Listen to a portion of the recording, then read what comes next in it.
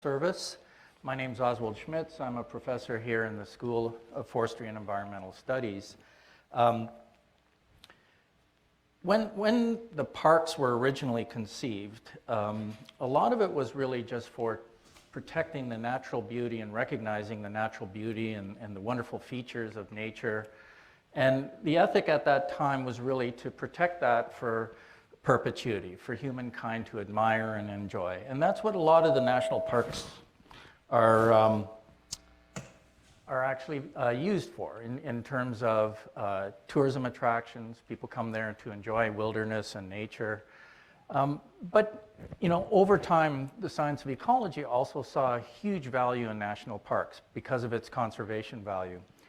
And also because it was an opportunity to do science in an area that was presumably unfettered by human influence.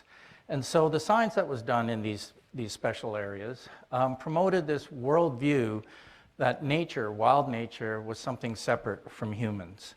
And it promulgated a scientific enterprise where we actually studied nature apart from humans as ecologists. And so we came up with this worldview that nature was something that humans weren't part of, and they continually destroyed it. What happened in the interim then is that we actually had humans living on the same landscapes where these national parks were created, but they then started developing the land because they weren't regulated to just protect nature. They developed a land matrix in and around those parks and even right up to the park boundary. So there are places now in the United States, if you took a satellite image, you could see the boundary of a park simply by the use of human or the conversion of land for human uses around that park. The problem is the parks weren't, as I said, originally designed for conservation purposes. It was more for an aesthetic. And so a lot of the values that conservation promotes or tries to promote, that is protecting species, protecting their functional roles, and other values like ecosystem services, aren't contained within those parks because we have animals migrating in and out of parks into the matrix. And what that means then is we have a small space on the landscape where we do have low impacts of people, but throughout the rest of the landscape, we have an intermix of some of nature with a lot of human activity. What that means is that we aren't really able to protect a lot of the values of wild nature that we used to value in the past. And it also means maybe that we have had the wrong conception of how humans fit into nature, because humans have built a nature of their own around these natural areas. And so maybe what it requires is a new look at how humans engage with nature, using natural parks, of course, as sort of a baseline for that, but building out from that. And that's the whole purpose of this when we're trying to redefine conservation in the 21st century, is how do we celebrate the successes of the national parks, but also how do we build on that to re-engage humanity, to think about their important role in driving nature, and actually coming up with ways of thinking about harmonizing with our natural wonders as well as the species that provide important ecosystem services and functions. And so what we've done today is gathered a panel of people who are working at the front lines of these issues and wrestling with these issues about how do we re-engage and reconnect people to nature in ways that sustain natural function and processes. I'm going to read their titles because I don't want to make a mistake, but to my immediate right we have Karen Hardig, who's the Director of Rural Voices for Conservation Coalition. She's an MEM 2005 in the school. Beside her is Dan Stonington, who's the Executive Director of Northwest Natural Resource Group. He's a 2005 MEM graduate of the school. Beside Dan, we have Jody Hilty, who's the President and Chief Scientist for the Yellowstone to Yukon Conservation Initiative. Grudgingly, she's not a graduate of the school, but we won't hold that against her. And then finally, we have Jim Lyons, who's the Deputy Assistant Secretary for Land, Minerals, and Management at the U.S. Department of Interior, who is an MF grad from 1979. So the way we'd like to sort of unfold this, and we've had a discussion about this prior to this event, is that I'm going to ask each of them to sort of give a brief narrative, a story about where they come from, where their values lie, and what they're hoping to achieve through their own work dealing with redefining conservation in the 21st century. And then I'm going to try and generate a conversation among them by sort of asking probing questions back and forth, interspersed with questions from the audience. Okay, so we're going to go back and forth, engage the audience in questions and discussions, and see where it takes us. There's no hard agenda. We just want to see how it evolves and engage all of you in a thoughtful conversation about what it means to be a conservationist in the 21st century. So with that, Karen, the floor is yours. I assume I need to push that. Is that? It's on. Hello? Okay, sorry. I can't hear any echo, so I was guessing. Anyway, all right, so thanks, Oz, for the introduction. It's really good to be back here, and I want to thank Jim as well for inviting me to participate in this panel. I actually graduated in 2003 and haven't been back since, so it's fun to see Croon Hall. All I saw was pictures, in the magazine that I get, and I couldn't even quite picture where it was on the campus. So it's a beautiful building. And happy to be here. So when I was here at Yale, I did my work with Susan Clark on interdisciplinary problem solving and policy sciences, and I did my major project on grizzly bear conservation in the Yellowstone. And I can honestly say that the skills I learned here, I use regularly during my professional career. So if any of you are wondering about that investment that you've made and the time commitment, I use it all the time. But I hope that's not an unusual experience. So like Oz said, I was asked to provide a little bit of a personal narrative on where we come from and why we think it's important. I currently work for Wallowa Resources, which is a community-based organization in northeastern Oregon in the town of Enterprise. Doesn't have a stoplight, but some of the most beautiful scenery that you've ever seen. And at that organization, I coordinate the Rural Voices for Conservation Coalition. We're a network of community-based organizations, similar groups like Wallowa Resources, across the West, and we believe that there's an inextricable link between the health of the land and the well-being of communities. So we work to empower the voice of rural communities and rural leaders in policy conversations, particularly in natural resource field, that often haven't access to that arena. We tell the story of the good work that is going on, the collaborative solutions and that are being done across the West in particular, and then to create a learning and innovation network among those groups who are demonstrating those opportunities, improving public and private land management in a way that provides community benefit. So personally, I'm deeply motivated and inspired by the idea that we can have both healthy and productive landscapes and healthy communities. And I've also always really been inspired by the idea of finding common ground and collaborative solutions, a lot of which I studied here. And I will say, I loved learning about that, but in practice, it's a little bit different. It's a lot harder. I remember reading some not easy, but some concepts that aren't as easily applied when you're out in the field and trying to create, and design and implement them.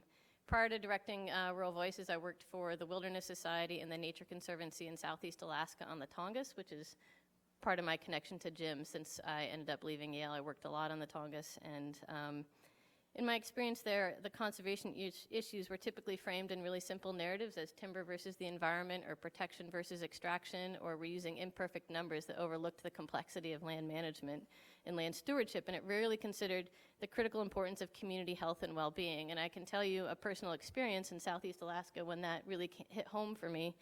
I was taking a float plane to the town of Thorn Bay, and Jim, you probably remember Thorn Bay, and it was once known because it was the largest logging camp in the world.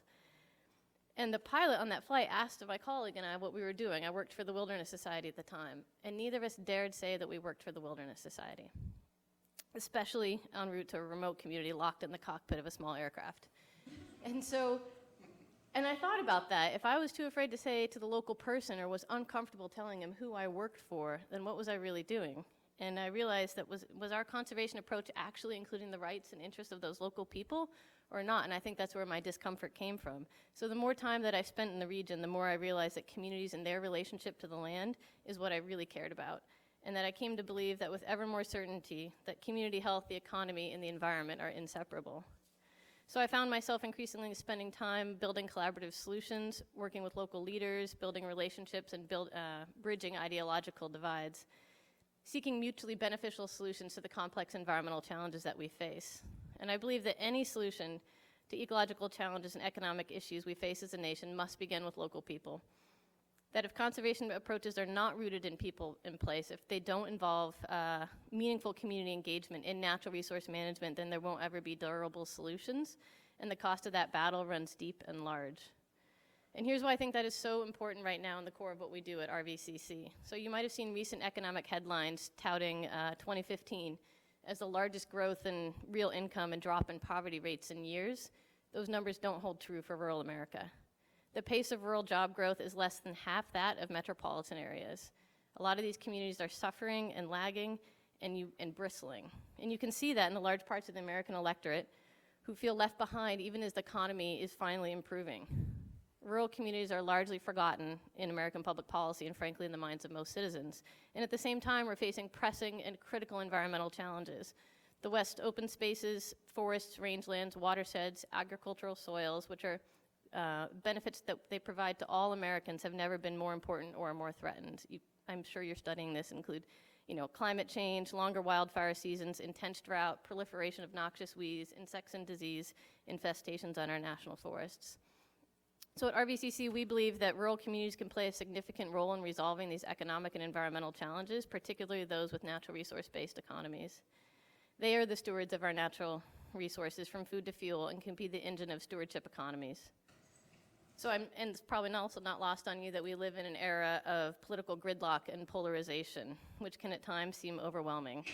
I was in DC the other day and there was literally a Senate office.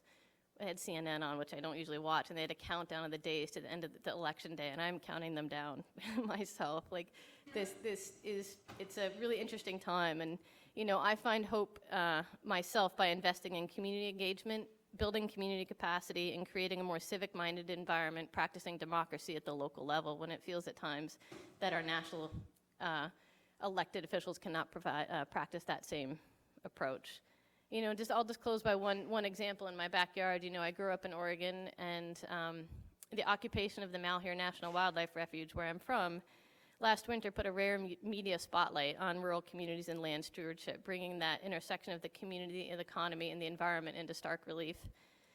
And the occupiers, they sought a community to rally around their cause, but they miscalculated. Because in Harney County, they'd actually gotten it right. There had been years of investment in relationship and dialogue to find collaborative solutions.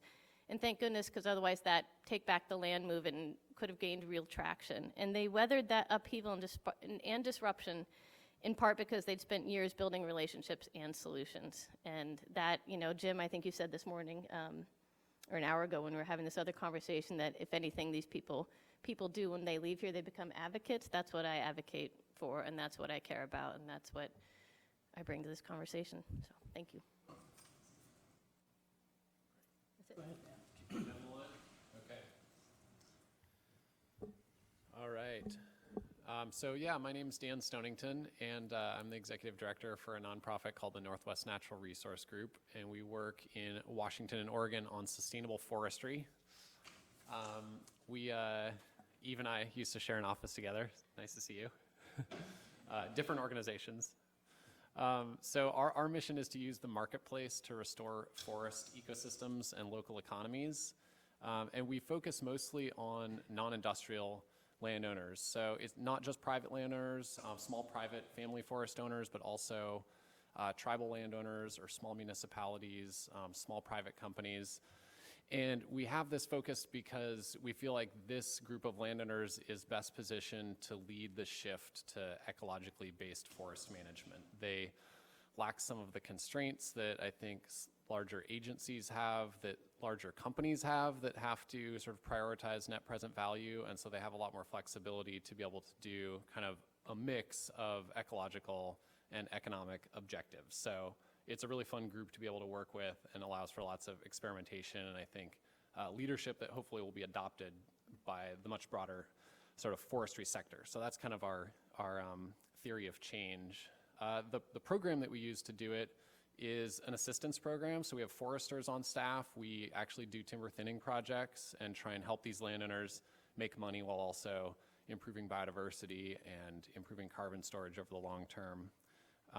And just, I think being in forestry is fun because you think long term. I mean, you're advocating for these landowners to shift from, oftentimes they're acquiring old plantation land in the Northwest that was owned by Weyerhaeuser or Plum Creek. And so those lands were kind of managed on like a 40-year rotation, and we're trying to get them to manage for longer, for greater carbon storage. And so it's easy to think long-term when you're advocating for somebody to think in decades and not just sort of months. So to that end, we have a few what we call our BHAGs, our big, hairy, audacious goals. And we actually come back and kind of refer to these more often than I would think. So our BHAG number one is to shift the majority of lands we say the majority of non-industrial lands in Washington and Oregon to managing to FSC or better. So FSC is the Forest Stewardship Council. It's basically a performance standard for forest stewardship that includes environmental, economic, and social elements. So that's our big goal number one. Our second goal is really around ecosystem markets and incentives. So shift the economics of ecological forestry so that the values can align with economics and the landowners can get rewarded for doing well by the land as well as by themselves, and consumers have a chance to participate. And then the third goal is sort of more around the social element. It's to build communities of practice so that landowners can work together. And the third one is new in our most recent strategic plan, and I think it's been an interesting realization as we think about the future of conservation and the next century of conservation, that we've started saying things like our work is as much about emotional support as it is about innovative markets. It's like, it's about kind of coming together, sharing a vision, and helping each other accomplish it. So those are our BHAGs. And in just getting the invite to participate today, I started thinking a little bit just beyond Northwest Natural Resource Group's work, and so I wanted to share a few thoughts of kind of where I see things headed that partly relates to us, but is partly bigger picture. So I have three elements to seed the conversation with that I think will be part of the next century of conservation. And number one is, I think we humans can be a positive and regenerative and restorative force on the landscape and on the planet and on each other. And when I think about the Park Service in the first 100 years, it feels sort of like we were trying to protect these places from ourselves. And I think the next century of conservation is going to be starting to see ourselves as much more of a net positive impact. I think that potential is there. One of the most fun parts about working with landowners is that a lot of new forest owners come into owning a forest fearing screwing it up. There's sort of this narrative that's out there that that's what we do as people, is we just sort of have impact and we mess stuff up. And it's a really fun conversation to say, if you're coming into ownership of a former plantation that's been heavily impacted, actually one of the best things that you can do is get involved, and you really can have a positive impact by cutting trees and by thinning in the right way and by stewarding in the right way. And so, again, it's as much sort of emotional support and psychological transformation as it is about impact on the ground. Another connected idea is what I think is the revolutionary philosophy around the Living Building Challenge, which is a green building standard that goes beyond LEED. It basically is to say buildings should have a net positive impact. So generate more power than you use, generate more clean water than the building is using from on site, things like that. So that's my first concept. People can be an actually net positive force on the environment, on conservation. Concept number two is really about landscape connectivity. So I think we have to reconnect landscapes and bring parks to people and not just have people traveling to distant parks. I think that echoes some of the concepts that Oz was talking about earlier. We're doing a really cool project for the City of Seattle, Green Seattle Partnership, which is an NGO City of Seattle collaboration that is attempting to restore 2,500 acres of old growth in the city of Seattle, 2,500 acres of old growth in the city of Seattle. It's obviously a long-term plan, but just the fact that that's the goal is really neat. And so we're a part of that, actually. We're writing a prescription for, and maybe don't tweet this in exactly the way that I'm gonna say it, because this isn't how Seattle would want it phrased, but basically for a harvest within the city limits. And it's to accelerate the development of old forest conditions. It's to remove some of the alder that's dead and dying anyway. But so and the interesting part about that is in terms of landscape connectivity, those are some of the same prescriptions that we're working with landowners who are right near the border of Mount Rainier. It's some of the same strategies. It's let's go in and thin, let's accelerate the development of these like more resilient old forest conditions. So connecting, I think part of that concept also is just urban ecology. And I think in 100 years, we're gonna look back and our cities are gonna be so much healthier, just these greener, safer, more equitable and inspiring places. I think that's gonna be a huge conservation win over the next year. I think self-driving cars are a part of that, but that's sort of like another topic. Do you? Yeah. I do too. I've driven one. So that's concept number 2. And then the third one that I'll end with is kind of connected to the other two, but just that I think we need a new narrative and a new story about who we are as a country. How's that for a big statement? And I think that restoration, and I'm not convinced restoration is the right word, but we'll just use it for now. Restoration, conservation can help create that new story. I think culture change is about stories and understanding of who we are and what's our potential and what's our history. And I mean, you know, unless you're living in a bubble and don't read any news, there is a lot of crazy stuff going on right now, and a lot of very discouraging things that are going on right now. I mean, top of my list would be, you know, terrible wealth inequities in this country, still persistent racism, obviously climate change, just inequality of opportunity. There's a whole bunch of what feel like really insurmountable problems. And I think that there's sort of a narrative that's out there about the United States that maybe my grandparents came here as immigrants and my parents worked their way up and like life is getting better. And I think that there's places where that's starting to break down. There was just a story I was reading in the New York Times. You were referencing some statistics for rural areas, but also just this I think was more delineated by sort of lower and middle class from an income perspective, that there's a huge portion of the country where real incomes have basically stagnated over the last like 10 to 15 years. So in my mind, that means stories are sort of breaking down about like who we are and what's the American dream, and we need that new sense of who we are. I think our older narratives are also based around stuff like manifest destiny and westward expansion and wars and conquest, and in my personal values, I feel like that's kind of incompatible with the future narrative that we need to tell. So I think restoration and conservation can be a part of defining that story, and I think it'll also be defined as the country evolves. And so just 2 little anecdotes from my neck of the woods, and then I'll wrap up, that I think are a part of this kind of narrative. One is the Olympic Peninsula's Elwha River. The dams just came down on the Elwha River after 100 years of being up, and the salmon are starting to come back. Granted, everything upstream of the dams is basically protected within Olympic National Park, but it's still an amazing story of those dams being up for so long. And I think it's not just a story of really amazing ecological restoration, but it's also a story of the fact that there are tribal members that have been working for 100 years to try and get those dams to come down.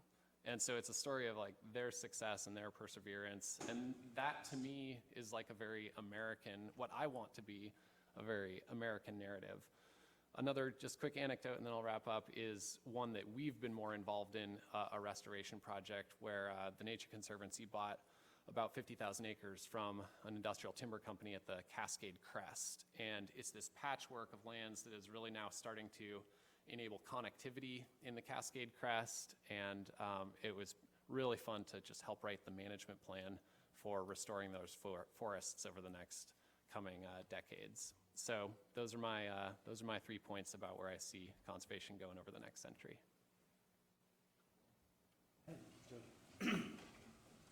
Provocative. Thank you all for being here. So where am I from? Who am I? I'm from the mountains. And my favorite place in the world is the subalpine alpine ecosystems. And so that's a theme in my life. I have lived and worked in Africa and Asia and other places, but I keep coming back to the Rockies over and over again. And in fact, I keep migrating north with climate change. I started in Colorado, I moved to Montana, and now I'm in Canmore, Alberta. So I'm also a person who, my passion is watching wildlife. As a child, and I'm not kidding you, I spent hours and hours and days of my time riding horseback trying to see mountain lions. If you know Colorado today, you might think that's a little strange, but back then it wasn't. And today I still spend most of my free time trying to find and watch wildlife. It's my passion. I love it. I'm also a scientist, so I was trained as an ecologist, and my specialty is wildlife corridors. And for those of you who know me, you might know that I'm somewhat obsessed with wildlife corridors, and sort of translated into large landscape conservation. And I really, really love the having one foot in science and one foot in application. And I think it's a role that I hope that more people play over time, because there's so much great science that never, ever, ever gets implemented. So where have I come from? I today work for the Yellowstone to Yukon Conservation Initiative. It's a really cool, one of the very first large landscape conservation initiatives. It protects arguably the most intact mountain ecosystem in the world. In North America, it's one of the few places where we still have the full complement of ungulates, those are hoofed animals, and the full complement of large carnivores. Still roaming across much of that system. It's a place where we still have ecological processes like fires, floods, predator-prey dynamics that can continue across that region. It's a global gem. The vision of the Yellowstone to Yukon Conservation Initiative started when it was realized that there were sort of all these U.S. conservation organizations and all these Canadian conservation organizations, and certain animals, as we started to get GPS collars, started to wander far and wide. There was one animal named Pluie the wolf, a female, who wandered over 100,000 square kilometers across 30 different jurisdictions, from tribal jurisdictions to federal jurisdictions to private lands, and was legally shot and killed just south of Kootenay National Park in British Columbia. And so these groups got together and said, we got to think at scale. So what happens when over more than 20 years, 300 groups have worked together on a shared vision over time? It's not just Y2Y, the Conservation Initiative. I employ 15 people. It's about a shared vision. Well, what happens is you move from 11% protected areas to 21% protected areas. What happens is you get the single largest land deal that the Nature Conservancy has ever done in Montana. Michael Jamieson points to the vision of Y2Y as a major reason why he pushed forward that land conservation deal, because he knew it was important for that large landscape. You get the most progressive wildlife crossing structures in 2 countries. Banff National Park, if you've ever seen it, you drive under lots of overpasses and over lots of underpasses. Flathead Indian Reservation between Missoula and Glacier. So lots more of those things. But we have a lot more to do to achieve a vision of connecting and protecting Yellowstone to Yukon so that people and nature can thrive. So what I want to talk about is what I think are 21st century issues, and where I think conservation has to go. Number one, both the US and in Canada, but I'll focus on the US for a second. We need a national conservation strategy. Local efforts are really important, whether they're joint ventures or community-based efforts.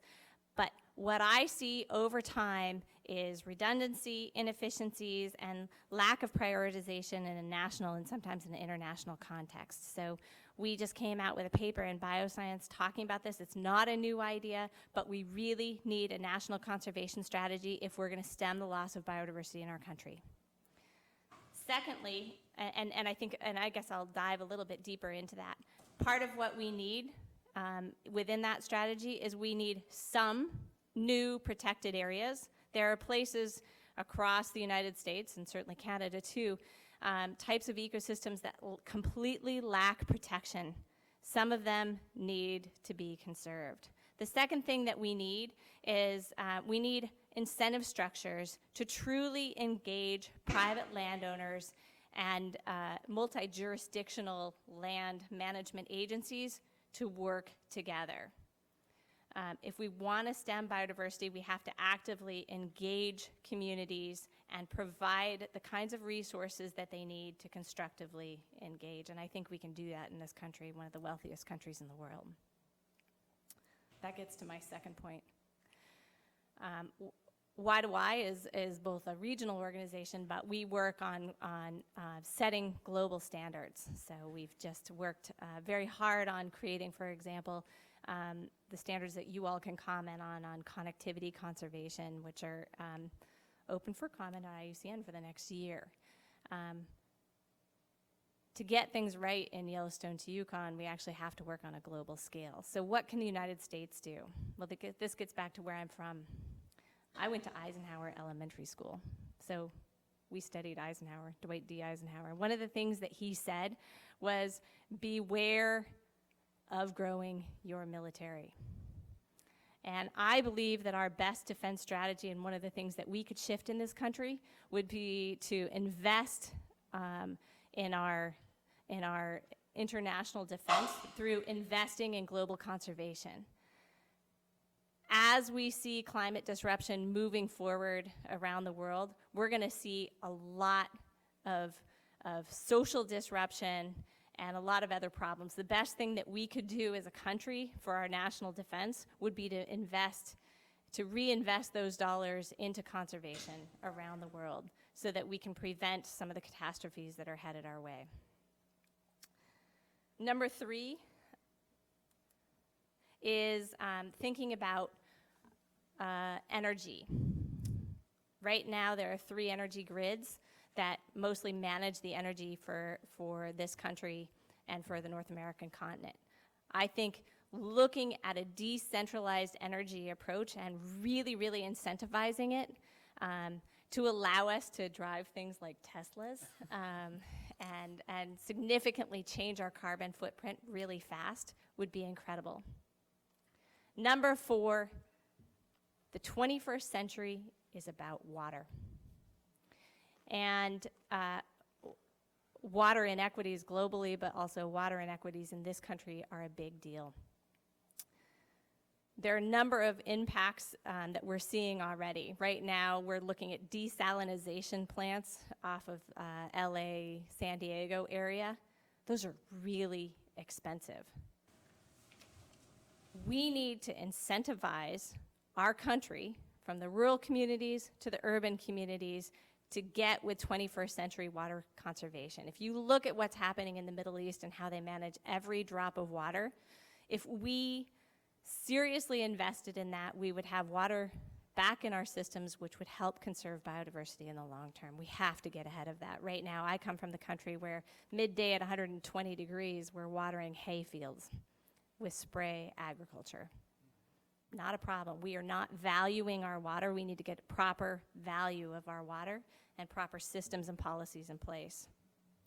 And finally, number 5, which is my pie in the sky, but hopefully somebody will take this up in this room, is on the inspiration side of things. We need to think about something like Naturalists for America. There's Teach for America. How do we get kids truly engaged, interested, and competitive in watching nature, understanding what's happening in nature, seeing what's happening in their backyard, seeing what's happening in parks, and getting folks interested in going to new places. We already know folks are going to new places. We're having record numbers of people going to parks.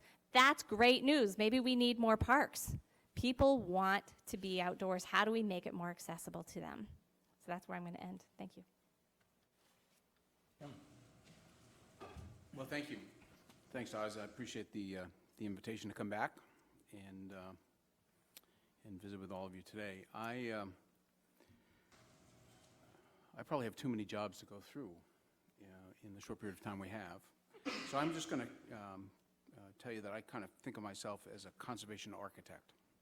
I have a lot of friends who are landscape architects. I don't know if there are any conservation architects out there, but I'll explain that hopefully as I make my presentation. I left here in 1979 I studied primarily under Steve Keller, D.M. Smith.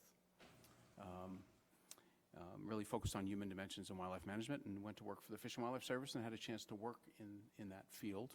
Designed part of a national survey, still conducted. It was the first ever effort to try to determine the values that humans place on wildlife in a non-consumptive sense, that is, non-hunting and fishing. And the survey was remarkable in what we learned. And it's actually still being used in that way. In fact, the Canadians adopted the same survey to try to determine their use. Ronald Reagan became president, and I left government service. And I was hired by the Society of American Foresters, where I was their policy director. It was actually Jim Watt who drove me out of Interior, I have to be honest. And there I had a chance to work on some very interesting things in policy. In fact, I had a very interesting opportunity. I don't think you know this, Oz, but I was offered the opportunity to come back here and do a PhD, working with Steve Keller. I was quite honored. And that same week, I was offered the opportunity to work for the Society of American Foresters as their policy director. So the ultimate conundrum, to learn policy here or learn policy in Washington. You know what I chose. Not that I wouldn't have enjoyed the time back up here, which is why I still teach up here. But anyway, at SAF, I got exposed to a wide range of issues and first made connections with some rather pioneering forest ecologists and wildlife biologists, Jack Ward Thomas, Jerry Franklin, Norm Johnson, and actually John Gordon, who then later on came here to be dean of the forestry school.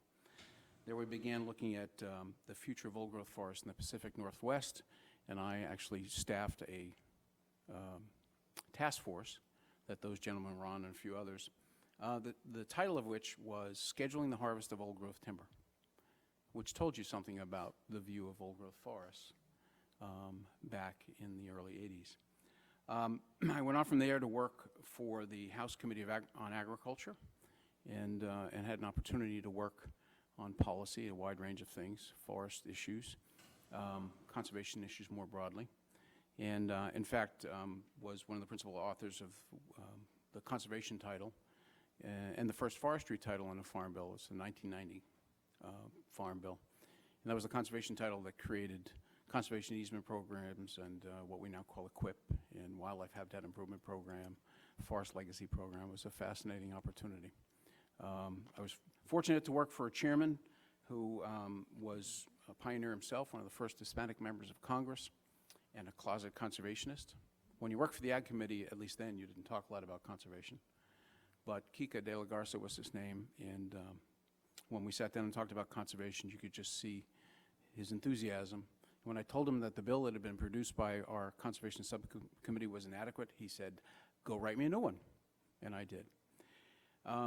Fortunate opportunity. So I went from the House Ag Committee to work for President Clinton. I was the Undersecretary for Natural Resources and Environment, where I got to work on some fascinating things. I was actually brought into the White House to solve a problem in the Northwest, as President-elect then Clinton told me, a problem, which was resolving injunctions that had shut down the timber industry in the Northwest. And along with a team of scientists, no surprise, Jack Ward Thomas, Jerry Franklin, John Gordon, and a cast of others, put together a strategy which led to the first, what I would characterize first landscape level ecosystem-based strategy for forest conservation. Now, the timber industry wouldn't see it that way. Unfortunately, the cut that resulted was considerably lower, and in fact, because of lawsuits and other challenges, we never actually produced the timber volumes we'd called for, but kind of set a standard for where we're headed. I also, during that period of time, got a chance to work on a couple of other initiatives, probably the most significant of which was the roadless area rule for President Clinton, in which we protected 58 million acres of remaining roadless areas in the national forest. So I left Washington and came here as a professor in the practice of when Gus Speth was dean, and spent 3.5 years, I guess it was, on the faculty full-time. I'm still a lecturer here, and I teach one course, but it was a great time to kind of wind down, reflect, have time with people like Oz, and get a chance to talk about some of these concepts and principles that I was suddenly thrust in the middle of advancing without necessarily the extensive knowledge and background that some of my colleagues had. So I got a chance to kind of learn again, which was great. I went from there. I told you there was a lot of this. I left here and moved to Washington and put together an organization called Casey Trees. And in fact, in the 1990 Farm Bill, I authored, obviously for a member of Congress, the authorization that created the Urban and Community Forestry Program in USDA. And so I did a lot of work in urban forestry as well. Left there, went to work for Oxfam, decided to work in international development. But my problem in working in international development was every place I went, the problem as I saw it of poverty was associated with a lack of understanding of sustainable development. And I just knew I had to get back into natural resources. So I ultimately returned to Defenders of Wildlife, ostensibly to work on renewable energy at the front end of the development of kind of that whole focus. And then when Sally Jewell became Secretary of the Interior, I was asked to come back in to work with her.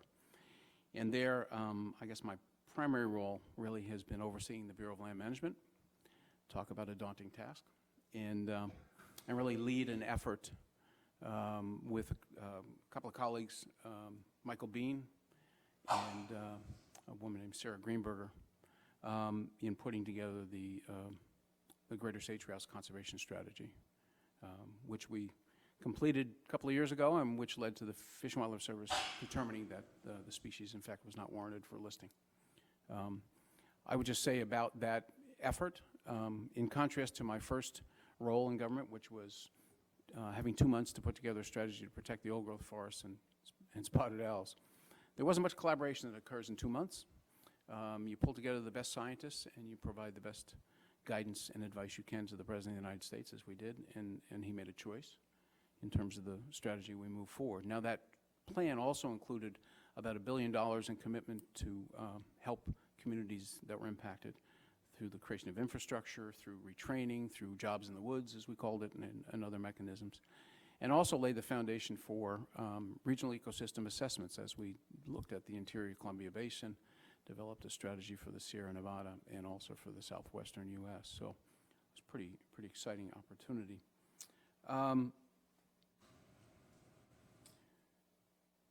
I guess what I want to suggest is, first of all, my thanks to Yale for a tremendous opportunity, and thus far, at least, a very rewarding career. I really, really enjoyed every step of the way. It's been diverse. My dad used to say, "You just can't hold a job, can you?"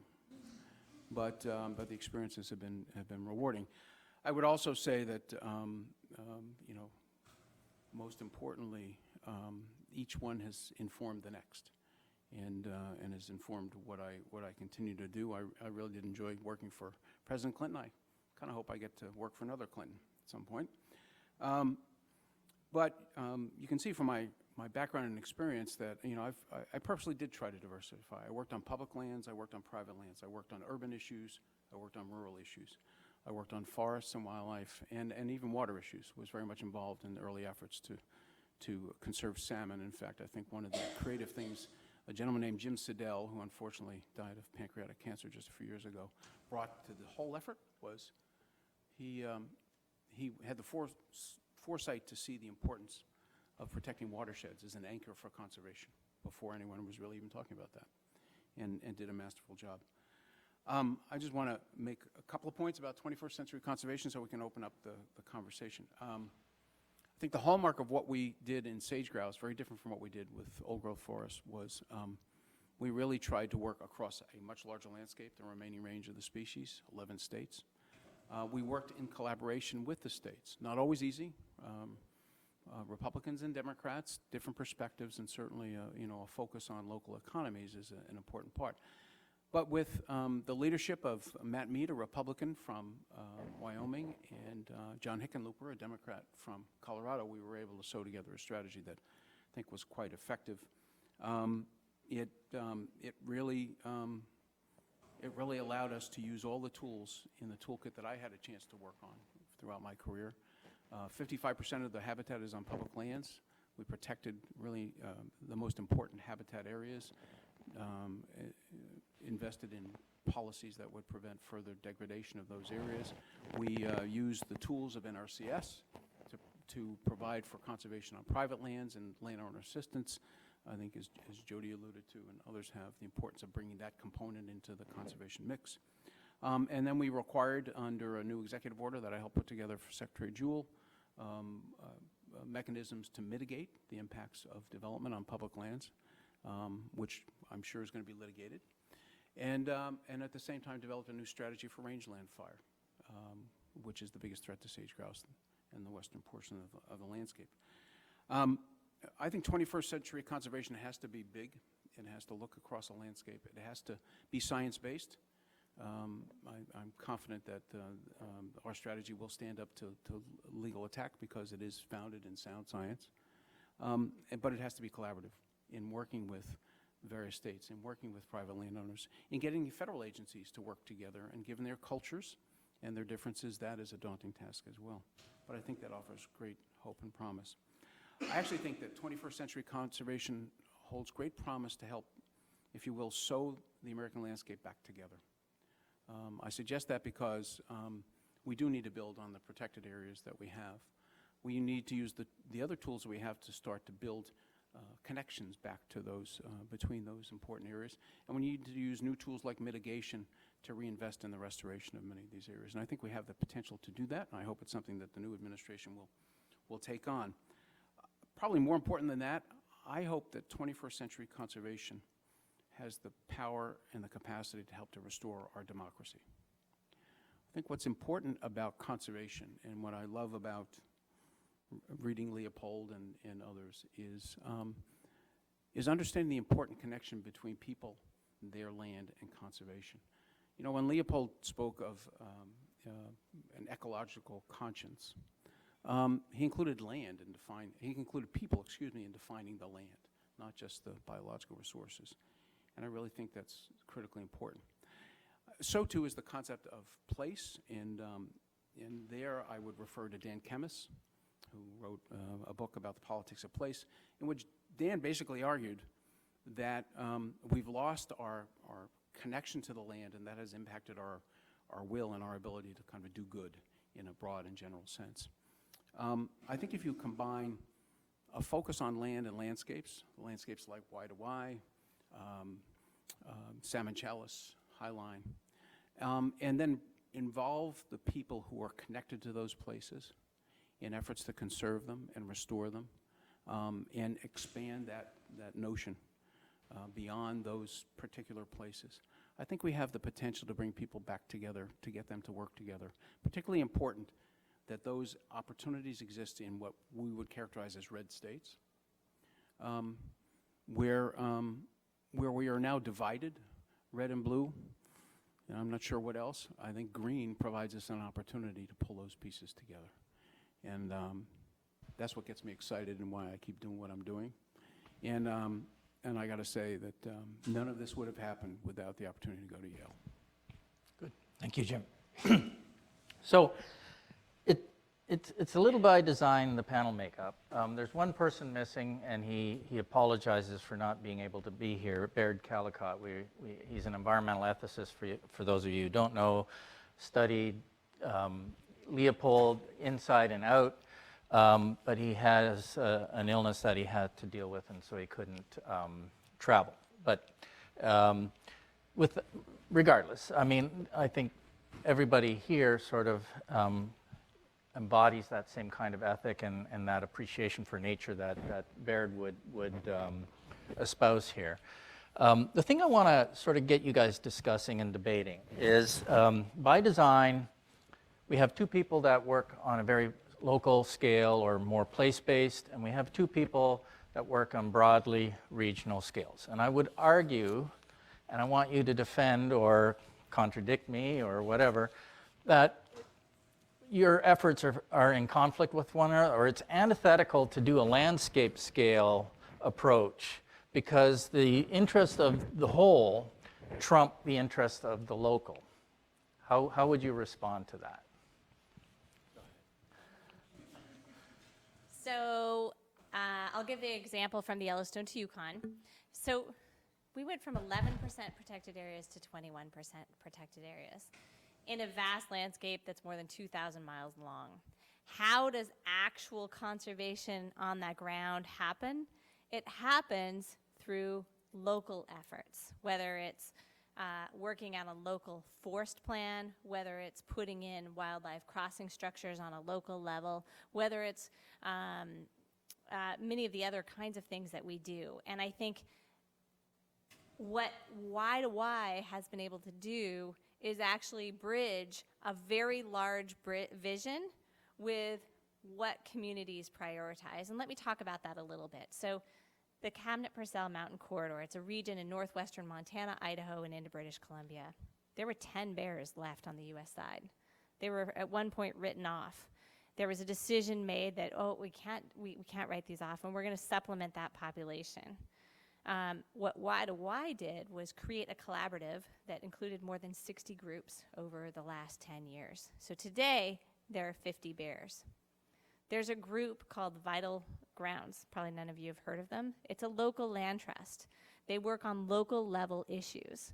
By employing a scientist, a group of scientists, grizzly bear scientists, who helped us to figure out how to reconnect those bear populations. What are the key properties, corridors, if you will, that are necessary to either restore or to maintain if we want those grizzly bears to be reconnected?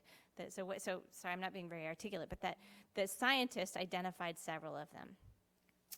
That Vital Grounds Connection and the Nature Conservancy Canada, another pretty small group, not Nature Conservancy US, actually expanded what they were doing because they saw the importance of those connections, less for local, but really important for a Y to Y scale. So now today, 95% of one corridor and 50% of two other corridors are now protected based on what those local land trusts chose to incorporate in that was important locally, maybe not so much, but really important in a larger context. And so I think, and that's just a few examples, but I think it's really important for local communities to understand their national context. I'll say one more thing. I used to work in Zambia. Zambia lost all of its rhinos. They lost their rhinos because local people were harboring poachers for about $1. And those poachers were then making about $50,000. They didn't understand the importance of that local resource and its limitations in a larger context. And I think had they had the opportunity to understand what they locally had in a much larger context, their decisions might have been different. And I think that's the same for Y to Y or for any locally driven context. Counterpoints? Well, I would echo a lot of what Jody said. I think when we think about this, a couple things. We try to often take a multi-scalar approach, and so we have local strategies, local people, local investment, bring it up to the regional scale and then to the national. I think absolutely what you said there at the end, that is understanding the context in which we're working and understanding the importance of local resources, forests, water, whatever it is in your community, and how that's important beyond that is very important. I think the landscape scale approach that we think about a lot is,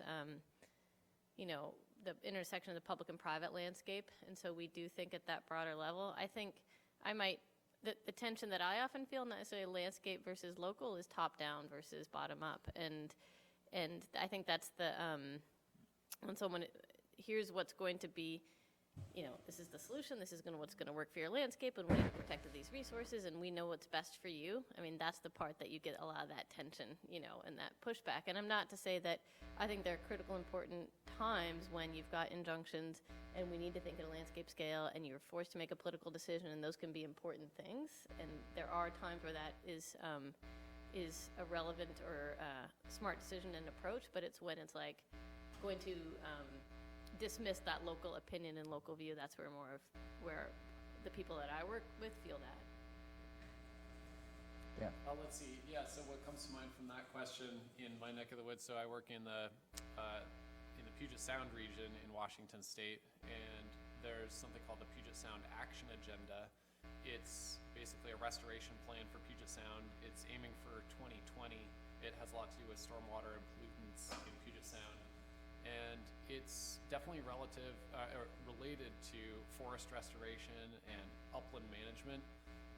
It's something that I think guides strategies at sort of a high level, but we don't really ever talk about in terms of our work with local communities. It's not necessarily a frame that is motivating in our work for actual landowners. Mostly the frame is what they can really do on their small piece of heaven, and that's sort of typically more motivating for them. I guess the other effort that comes to mind is the Washington State Climate Action Plan and climate adaptation activities, and those are kind of broader plans or efforts that we've found there's sort of a mixture of how local individual landowners and communities respond, and a little bit of a split. Some are motivated by that larger effort, and some are very repulsed by that effort and the concept of climate change. So I think that larger landscape plans can help do some prioritization of local on-the-ground efforts. I think they can play into how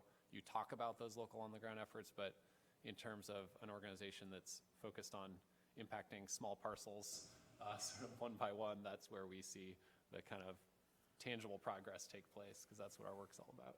So I'll briefly say that top-down is the uniform criticism that you get of anything that comes out of Washington, D.C. to be implemented on the ground.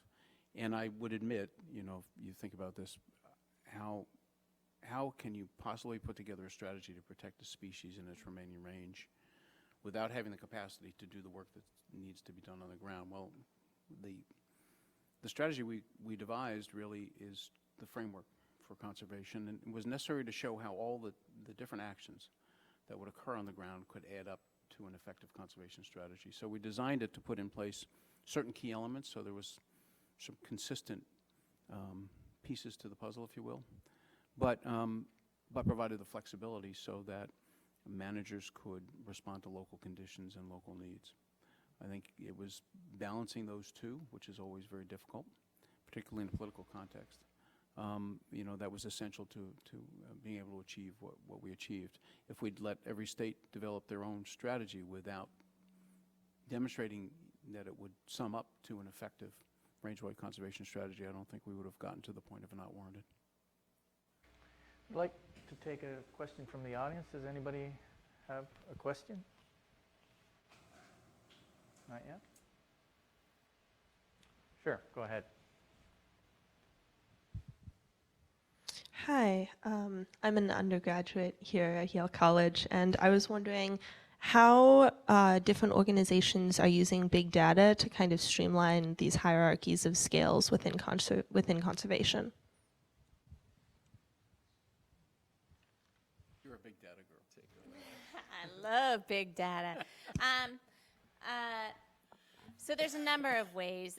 You know, so there are global models and there are global data, like for, you know, the IPCC is clearly trying to deal with global models, and then there are regional models, and there are landscape models, and then there are really localized models. So, you know, you could choose on climate change, for example. You could look at you know, specific watersheds and try to understand the variables, sort of downscaling all of that climate change data and understand what's happening on a very localized basis, or at least have good predictions. And so I think that they are very complementary. I think what you were talking about the Washington Connectivity Plan. Well, it's as a person who was an advisor on that plan, it's a really strong state plan for connectivity. However, every scientist who worked on that plan will tell you that it's not an implementable plan, and you know, they've actually gone to working on more localized areas. So they've sort of collected what are prioritized connectivity, but they recognize that they have to get more fine-scale data to move to implementation. And so again, it's you know, how do you put things in a larger context, and then how do you get actionable requires a much finer scale of data to do community work or mobilize what needs to happen on the ground. Does that answer your question? So just one point that's important here. It's embarrassing to say, but true, that we didn't use big data in doing the analysis that we needed to do to put together the sage grouse plan. And part of the problem is the agencies don't think that way, and nor do they have the capability that they used to have before budget cuts and other impacts reduced their capacity to do that kind of analysis. I kept asking if we could model different scenarios, and people kind of looked at me like, model different scenarios? We know what we need to do on the ground. And I think that's a problem that has to be addressed by the next administration, because of the technological capacity could so enhance our ability to do these things. I had to reach out to nonprofits, NatureServe as an example, to help us do some of the analysis that actually added elements to the final plan that I think strengthened it and ultimately helped us, get over the finish line. But it is an impediment among many of the federal agencies right now, their capacity to do that kind of analysis. They have to reach outside. Okay. Can I add one Yeah, quick thing to sure. that? Go ahead, Dan. There's a company that I think it's called the Climate Corporation, and they've done some really interesting work in the agricultural space with big data and improving the ability of farmers to predict when planting should occur. And when I learned about that a couple of years ago, I really wanted to kind of find similar things in the forest space for small woodland owners. And I think there's a long ways to go to kind of collect the information that we really need. So that's kind of the current state. We have a lot more kind of information or data desires than we do ability to use big data at this point in terms of forests. Thank you. So parks are a tool of protection. People view them as protecting nature, and protection usually implies keeping people out or regulating their access somehow, right? And we've been talking about, we have now a landscape matrix where we have parks and protected areas, and then other uses where people have their livelihoods. But now, each one of you used the word protection when you're thinking about the matrix between the parks. So I'm curious to know, again, are you just now advocating building more protection to keep people out? Or what are we protecting the matrix from when you use the word protection? Well, I'll go first. When I think about protection, frankly, I think about identifying those high priority areas that clearly should be committed purely to a given conservation outcome. So in the case of sage-grouse, it might be those high priority habitat areas, lecking areas that were critical to the bird survival. I think a better example, though, would be, say, the work that Arthur Middleton did, in which he identified migratory corridors. I think, that concept reflected the fact that while while Yellowstone Park, where the ungulates spend their summers, is protected, so to speak. The ungulates migrate across Forest Service land, BLM land, and onto private land. Protecting those corridors, I think, is critical. But to achieve that, on public land, perhaps we can just designate those as protected areas, or on BLM, they would be called ACECs, areas of critical environmental concern. On private land, protection represents something different, and I think that's where working with private landowners, coming up with mechanisms so as to ensure that they recognize the importance of those areas and engage in practices that are going to protect them, say, taking down fences and other things, needs to be adopted. So protection in this context, at least for me, is very different than the traditional model. As a corridor ecologist, I would say that corridors, by definition, are areas of human impact. And so what we really need to be thinking about when we're thinking about large landscape conservation is there are sort of different levels of protection. Wilderness areas, I would argue, are one of the most well protected, right? There's only primitive sort of use allowed. National parks have various levels of human use, depending on the park, and so on. So there's lots of different kinds of land categories. But when we talk about large landscape protection and protection, say, for example, of corridors, it's really about determining first, what is that? What are you trying to connect? For what time period, for what species, what ecological processes? Then second, what are the kinds of activities, human activities, that are compatible or not compatible? In the West, in, for example, Montana, Idaho, Wyoming, many of the ranching activities are enormously in line with sort of large landscape connectivity, for example, for climate change, for large carnivores to move through. There might be some challenges with coexistence, which are things that can be addressed over time, but it doesn't mean the removal of people or activities. So I think there might be a big P protect and a little P protect. I will say that there's about to be a corridor bill put forward in legislature. It won't go anywhere, but the concept behind it is to create a structure so that local groups can nominate places into a national corridor system and receive benefits for doing so. Protect, definition of protect. I would go with two things. One, on just a practical sense in terms of our work, it's removing development rights. It's permanently preventing development, so that since once that happens, that's just a big problem out where we are, and in a lot of other places too, is you start fragmenting the landscape, it becomes a lot harder to maintain ecosystem services. And then I guess more broadly, I would say when I think of protect, I think of protecting or restoring the ecosystem functions. So the ability to provide those services, whether it's clean water or whether it's recreation or timber, those are ecosystem services too, but clean water, carbon storage, biodiversity, so protecting the ability of the landscape to provide those services. Yeah, and I would say exactly what you just said is what I just wrote down, the protecting ecosystem functions and everything, all the things that they provide. And I think, I'm actually not sure I spoke too much to protection, and I think about my own, the story I told about, a lot of the Wilderness Society's mission, and it's not a mission I don't believe in, but it wasn't necessarily right for me because they were trying to protect the landscape that, 90% of it was protected in many ways. It was in national monument, it was in wilderness, and certainly there were threats to those places that were not officially protected, but it felt like something that we could actually steward and manage in a sustainable way. So for me, that's kind of where I come at a lot of our ecological challenges, more from that stewardship angle.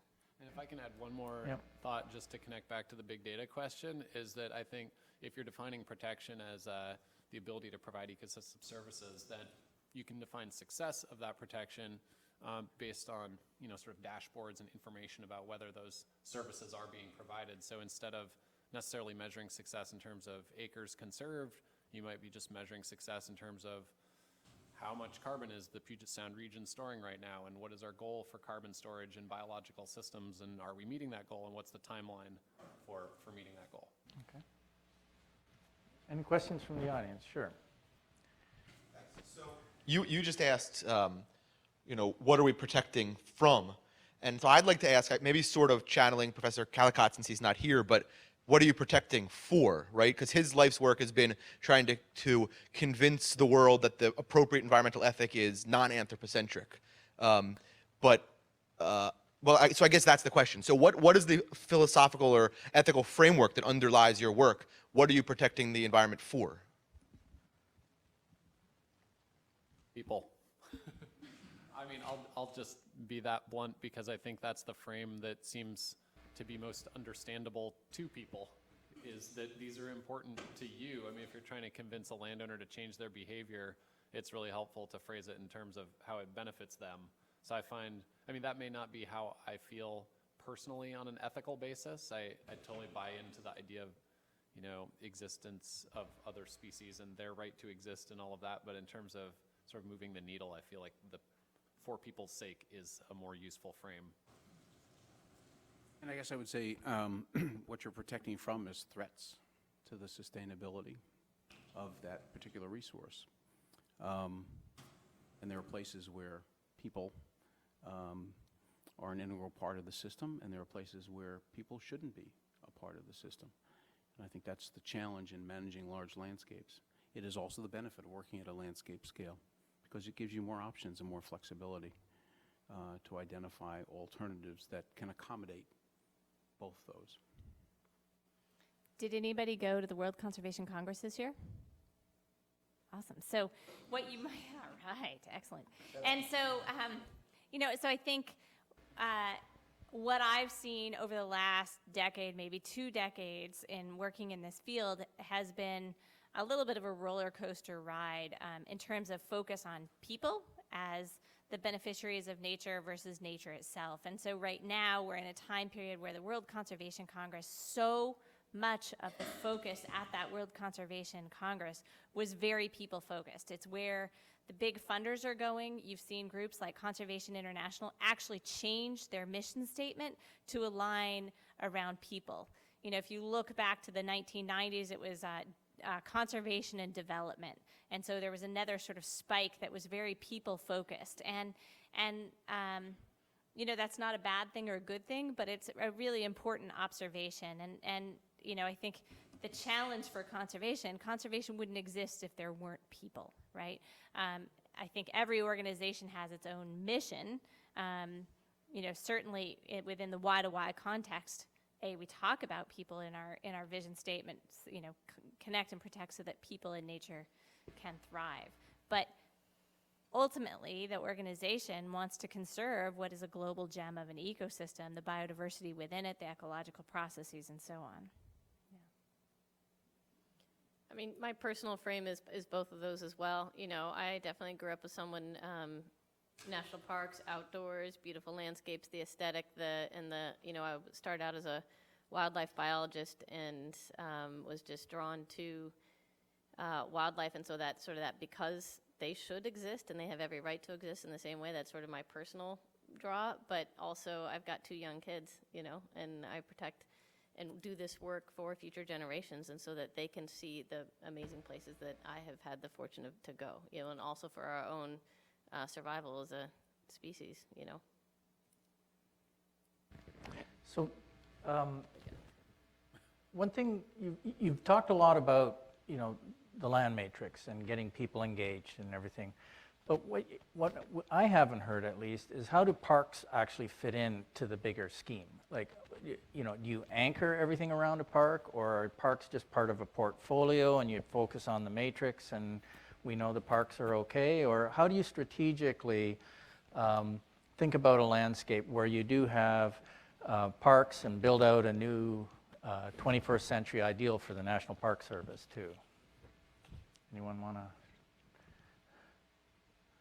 As someone who recently worked with the National Park Service to frame their natural resource stewardship and science vision and what they were going to do, I think parks specifically, not just protected areas, but parks are really important. They are, but they won't be sufficient if they're not thinking about themselves in the context of a larger landscape. So we see parks that become increasingly isolated with development around all of the edges actually have been shown to lose species. So they have to be an anchor for, and they with other types of protected areas need to be an anchor within a context of a larger landscape conservation. Secondly, I think they're really important in terms of being sort of the standard. If most of the world has human impacts, which it does, if you look at all the human footprint analyses that have been done, they can really be a reference point for us for thinking about climate change, for thinking about how processes work, for contributing both to the humanity itself, but also conservation of biodiversity. And they're really important places that people can go who value nature, who seek whatever it is that they enjoy about nature to enjoy and recreate, but it's also an opportunity for outreach, education, and connecting people with nature, which we've seen through increasing research, psychological research, and other research, is really important for humanity itself. So obviously we're talking about parks in the context of their natural value. I mean, parks obviously play other roles too. We have parks that are established for cultural purposes and historic purposes and the like. I think, and John Jarvis would not like to hear me say this, but I'd say, parks, when first established, played a critical role in bringing attention to the value of these natural areas. They also were quite lucrative for railroads, which helped lead to the creation of the parks. To some degree, parks themselves have been eclipsed by other measures to protect landscapes. Wilderness areas, some of which are in parks, but also exist on National Forest System lands.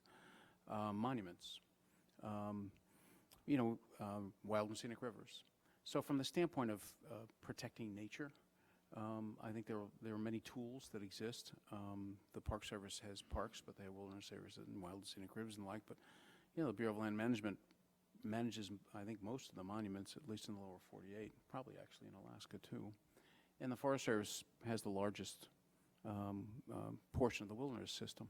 I think all of those units combined, add up to a pretty healthy chunk of important natural areas and provide great values. When I think about conservation in the 21st century, frankly, I think the Centennial could have done more to elevate the profile of those issues and those opportunities. Nevertheless, it was an exciting event and a tremendous celebration. But I think of how we start to sew together the connective tissue between those landscapes that are managed by the Forest Service and the Park Service and the Bureau of Land Management and refuges by the Fish and Wildlife Service and those unique state areas, perhaps as the anchor for restoring the ecological integrity of many of these landscapes. And I think that's what we need to do, is step back and look at how each of these contribute and where we have opportunities to kind of restore their ecological value. Add one thing to that. Yep. So our first BHAG, our first big, hairy, audacious goal, actually says to get at the majority of non-industrial private forest landowners managing to FSC or better, and thereby increase the natural capital assets of the region. And so I think that's another way that I think about what you just said, Jim, which is it's sort of like we've got this balance sheet. We've got a number of assets that are natural capital assets, and the parks are an incredible asset in terms of their intactness, in terms of the ecosystem services that they provide. And so, if you're managing to try and increase the size of your balance sheet to increase those assets, you have to do that with one of your best assets in mind, which is the parks and the wilderness areas, and sort of build on that. Good. Questions from the audience? Yeah, Gordon. Thank you, everybody. This question is a little complicated. I tried to figure out, because Oz was trying to get you to argue, so I was trying to figure out. So I'm going to turn you all into very small people, even though Y2Y is very big. So let's talk about migratory birds, or in this, we've just had the monarchs go through here. The monarchs are going to survive not because, I'm going to argue, not because you're going to be able to make an argument to your local or even the Y2Y people that this is going to really benefit them. That is, the grizzlies or local wildlife can actually be thought of as a people-pleasing, either an economic or visual way. But the monarchs and the birds that migrate long distances, I don't think you're going to be able to argue that to people. So what hope do you have in your areas that we're actually going to be able to protect these? And I think maybe I'm speaking for Baird here, because now I'm saying that there are species that you can relate to species ethically without invoking the need to have people pleased or people rewarded in some way. Thank you. Can't help myself. I have hope in humankind, Gordon. I have hope that we can continue to convince people of the value of nature as nature, and the importance of transferring those benefits to generations to come.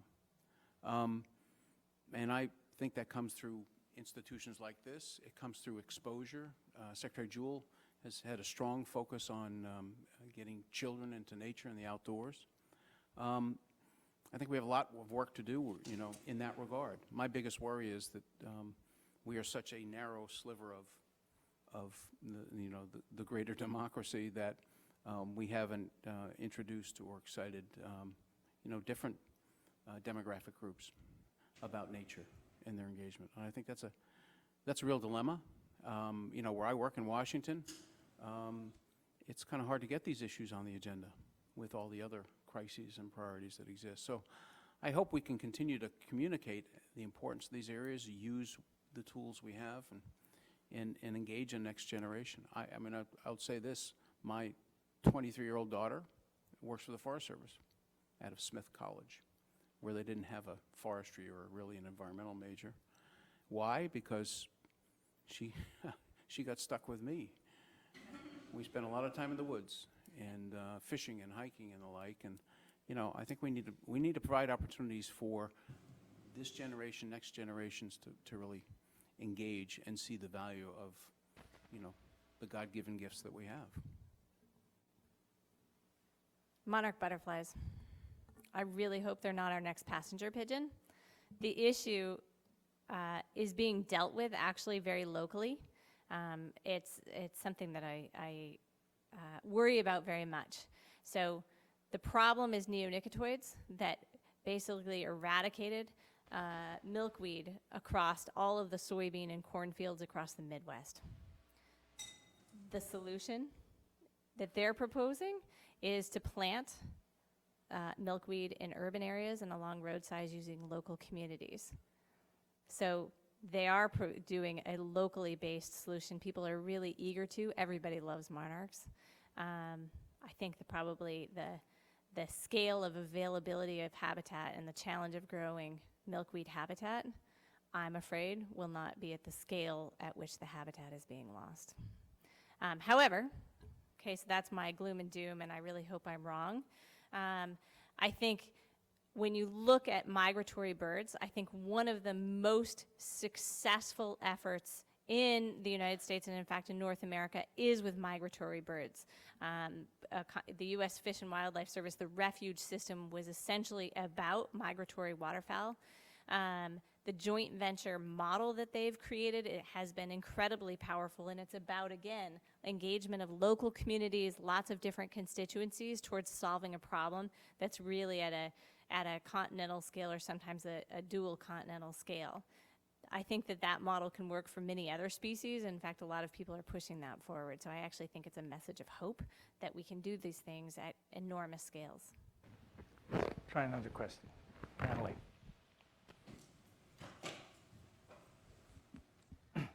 So at both the local and larger levels, you've talked about governmental actors and nonprofits. And I guess when you think about especially large-scale conservation and this idea of redefining conservation, how are you all in your different spaces thinking about the private sector and potential engagement on that front? Go ahead, Karen. My turn. Well, I have a lot to say about the role of nonprofits and community-based organizations. Talked about this a little bit earlier, in that you've got large federal agencies. You know, we work a lot with the Forest Service, also BLM, who their mission is to, you know, manage, steward these lands on the public's behalf. And there are lots of challenges, not printing new money in Washington, budgets are declining, there are capacity issues with those agencies. And we're seeing more and more the importance of community-based organizations, watershed councils, small nonprofits that are sort of the bridging entities between delivery of that mission and those ideas to local communities and those connectors. So that's a lot of the space that we work in. The private sector, you know, we also do a fair amount of work with rangelands. I'm not as well spoken in that and how we work with the private sector. I've never been particularly successful in the work and thinking, you know, when I think private sector, I think corporate scale, and there hasn't been a lot of investment writ large in rural communities and rural community stewardship, and certainly not necessarily at the corporate level. So our mission is to use the marketplace to restore forest ecosystems and local economies, and so there's definitely a private sector role in the marketplace. I would point everyone to a really cool marketing campaign that just came out by the Forest Stewardship Council, and it's anyone live tweeting. It's a hashtag one simple action, and it's a fantastic just 90-second video that actually includes McDonald's, Kimberly-Clark, a handful of others, and basically the product logo for the Forest Stewardship Council on some big national brands. It's a really cool launch. So check out the video. And so we see, I mean, so when you say private sector, I think of that as the success. I think, of challenges on the private sector side, being that in terms of the private sector, industrial forest owners, there's still, I think, a real conflict between the business model that's most profitable in the short term and a business model that's going to grow natural capital assets over time and not deplete those assets. Just one thing we haven't talked about today is private capital. And I think Yale, particularly Brad Gentry, has really led the charge in building the opportunities associated with impact investors. I'm actually headed down to Washington at 4 a.m. for a meeting on this. I think there's tremendous potential there. We have to find mechanisms to build markets and provide sufficient certainty so that investors will in fact invest. If we had a carbon tax, it'd be a hell of a lot easier, and I'm hoping that the mitigation work we're doing for sage grouse will also create that market. But there's great potential there, and I can tell you we desperately need it as federal agencies and funding appropriations have declined precipitously. We need to find ways to fill the void and bring the private sector, I think, into the conservation game. So time's running out. We need to wrap things up. But before we go, I would like each of you just a really quick soundbite. Aldo Leopold had a golden rule for engagement with the environment, his right or wrong about how you go about engaging in the environment. Each of you, really quickly, how do you go about the environment right, and how do you go about it wrong in a moral way? Quick soundbite. What's your golden rule? My golden rule? I'm going to pass to you first. Okay, all right. The golden rule about engaging with the environment in the right way and the wrong way. Well, I think I'll go back to my first point that I shared about the kind of the future of conservation, and I think in the past we've been thinking about sort of protecting things from ourselves, and I think the future will be seeing ourselves as part of that system, and not just part of the system, but as a really positive part of the system. So, Okay. I'll go with that. Jody, something pithy? So Jim Lyons talked about conservation restoring democracy. One of the very first democracies in the world was the Iroquois Confederacy. And one of the things that they really focus on is what happens 7 generations out. Every decision they make thinks about what are the consequences for 7 generations out, and that's how to do conservation. So what's right is what leads to sustaining the natural resources that we are entrusted to manage and blessed with. I use science as the guidepost for that. What's wrong is what doesn't. Karen? Yeah, I guess I go back to my kids and I think about my kids, and what's right is what's going to leave it in a better place for them in the future, and what's wrong is unsustainable practices that degrade those natural resources. Okay. Well, we as a panel don't have to leave, so if you want to engage them informally, we have a little bit of time and a reception outside, so you can chat more with them on a one-to-one basis. But before we do that, let's give the panelists a round of thank you.